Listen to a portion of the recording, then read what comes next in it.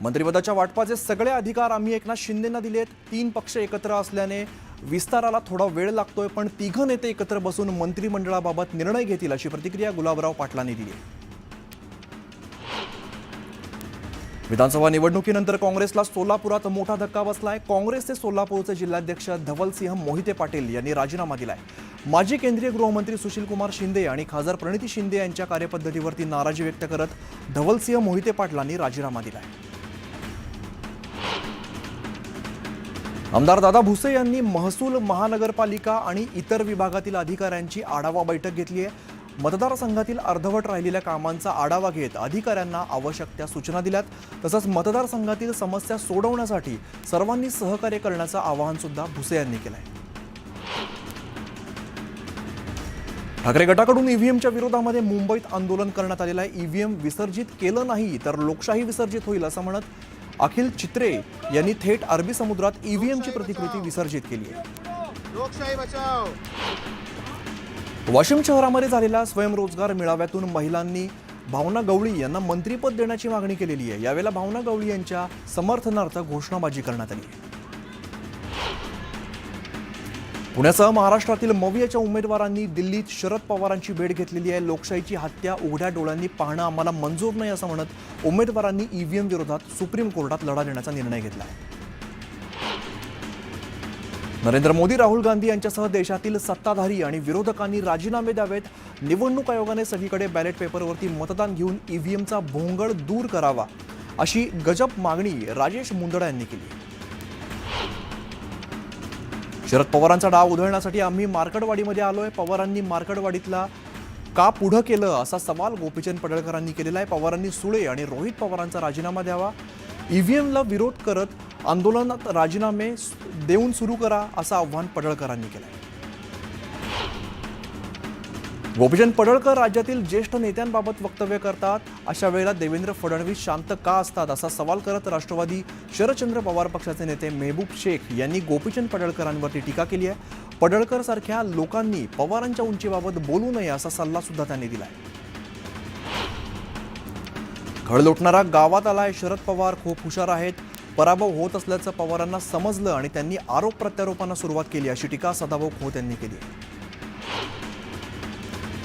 साहेबांना आता झोप लागत नाहीये। 60 ते 70 वर्ष सत्ता भोगली, आता पहिल्यांदा यांचा बाप देवाभाऊ नावाचा वस्ताद या मातीमध्ये आलाय असं सदाभाऊ खोत म्हणालेत। बॅलेट पेपरमध्ये घोटाळा करता येतो हे त्यांना लक्षात आलंय। घोळ करण्यासाठी बॅलेट पेपर हवेत अशी टीका खोत यांनी केली आहे। नाना पटोलेंनी मार्कडवाडीतील ग्रामस्थांची भेट घेतलेली आहे। यावेळेला त्यांनी निवडणूक आयोग आणि सत्ताधाऱ्यांवरती टीका केली आहे। निवडणूक आयोगाच्या हालचाली संशयास्पद आहेत। निवडणूक आयोगाने सांगावं बॅलेट पेपरवरती निवडणुका घेऊ तर आम्ही राजीनामे देण्यास तयार आहोत असं वक्तव्य नाना पटोलेंनी केलं आहे। मार्कडवाडीमध्ये काय झालं हे इथल्या जनतेला माहिती आहे। जानकरांचे 4 लोक म्हणजे गाव होत नाही। मार्कडवाडीच्या इव्हेंटचा मास्टर माइंड रणजितसिंह मोहिते पाटील आहेत असा आरोप राम सातपुते यांनी केला आहे। काँग्रेस नेते बाळासाहेब थोरात यांनी शरद पवार यांची भेट घेतलेली आहे। यावेळेला ईव्हीएमसह विविध मुद्द्यांवरती चर्चा झालेली आहे। बॅलेट पेपरवरती मतदान घेण्याची अनेक गावांची मागणी असून बॅलेट पेपरवरती मतदान घेण्यास अडचण काय असा सवाल थोरातांनी केला आहे। बांगलादेशमध्ये हिंदू धर्मियांवरती सातत्याने हल्ले होत आहेत। यावरून खासदार संजय राऊत यांनी पंतप्रधान मोदींवरती निशाणा साधलेला आहे। हे सरकार हिंदूंच्या बाबतीत भोंदूगिरी करतंय, ढोंग करतंय असा आरोप राऊतांनी केला आहे। शरद पवारांवरती टीका करताना पडळकरांनी जरा भान बाळगावं। वैचारिक मतभेद जरी असले तरी त्यांच्या वयाचा मान सन्मान राखलाच गेला पाहिजे असा इशारा सूरज चव्हाण यांनी दिला।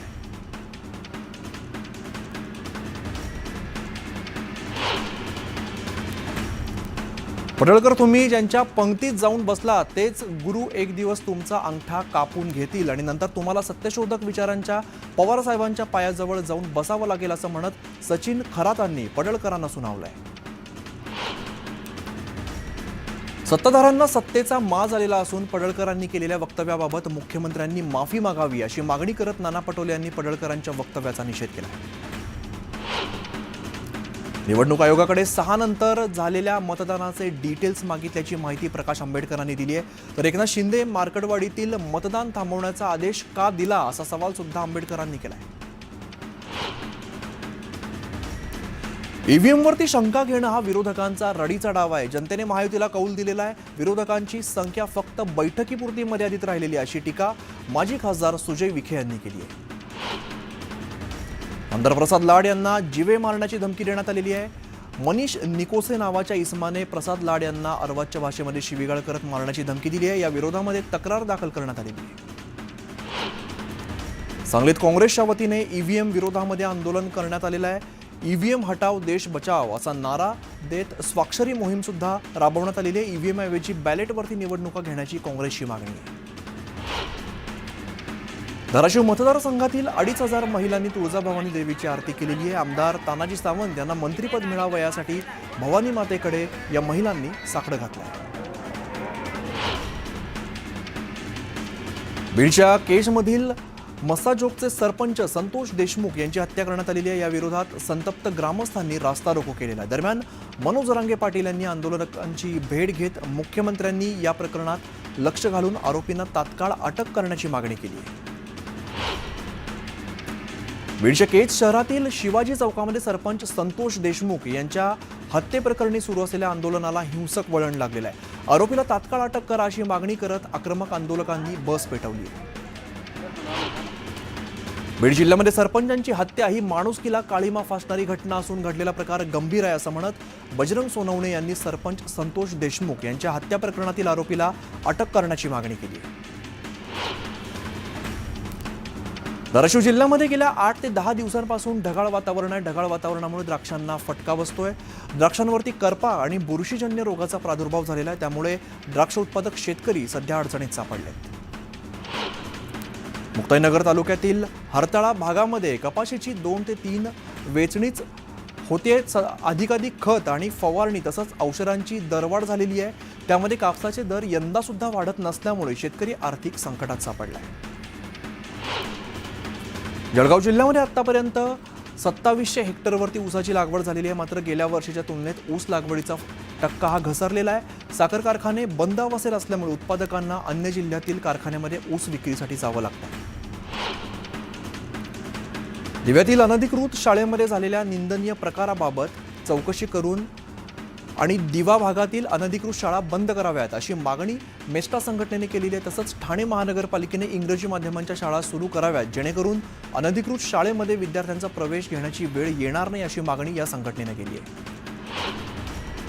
अकोला शहरातील कपडा बाजार चौकामध्ये महापालिकेच्या शाळेच्या आवारातील भिंत कोसळलेली आहे. सुदैवाने विद्यार्थी वर्गात नसल्यामुळे मोठा अनर्थ टळलेला आहे. गेल्या अनेक दिवसांपासून भिंतीला तडे केल्याने या दुरुस्तीची मागणी केली जात होती.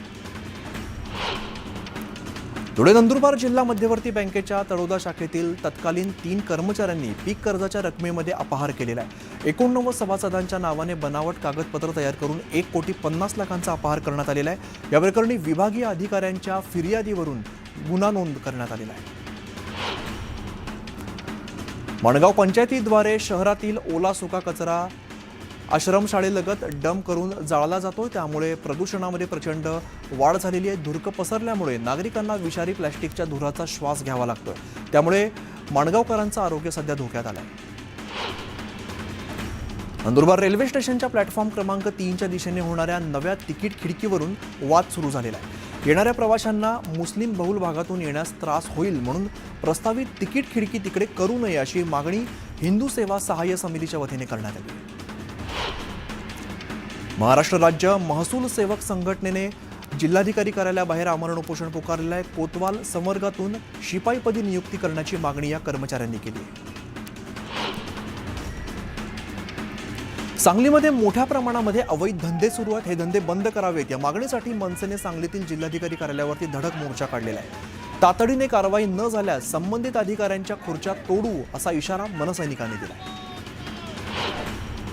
भिवंडी महानगरपालिकेच्या कर्मचाऱ्यांवरती कारवाईचा बडगा उगारण्यात आलेला आहे. मुख्यालयामध्ये अधिकारी आणि कर्मचारी हे उशिरा येत असल्याच्या तक्रारीनंतर प्रशासकीय आयुक्तांनी संबंधित अधिकाऱ्यांवरती कारवाई केली.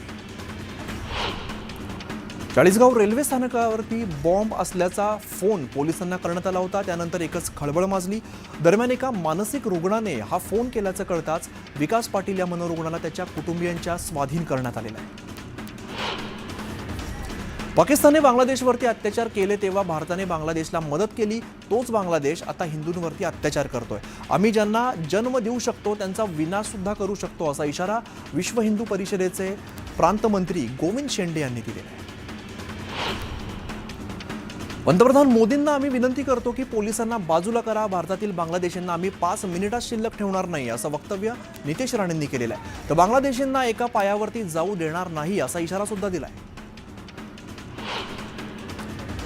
बांगलादेशला संपवायला मोदींना 48 तास लागतील. आपल्या सणांच्या मिरवणुकीमध्ये दगडफेक होते तेही महाराष्ट्रात. मग हा भगवा झेंडा नुसता हातात घ्यायचा का असं विधान निलेश राणेंनी केलंय. बांगलादेशात गेल्या 2 महिन्यांपासून हिंदूंवरती अत्याचार सुरू आहेत. त्या विरोधामध्ये भिवंडीमध्ये मशाल मोर्चाचं आयोजन करण्यात आलेलं आहे. या मोर्चामध्ये सकल हिंदू समाजाच्या पदाधिकाऱ्यांसह RSS, बजरंग दल आणि विश्व हिंदू परिषदेचे कार्यकर्ते सहभागी होते. बांगलादेश विरोधामध्ये जळगाव जिल्ह्यातील भडगाव इकडे सकल हिंदू समाजाच्या वतीने काळ्या फिती बांधत ठिय्या आंदोलन करण्यात आलेलं आहे. तहसीलदार आणि पोलीस अधीक्षकांना निवेदन देत बांगलादेशचा निषेध करण्यात आलेला आहे.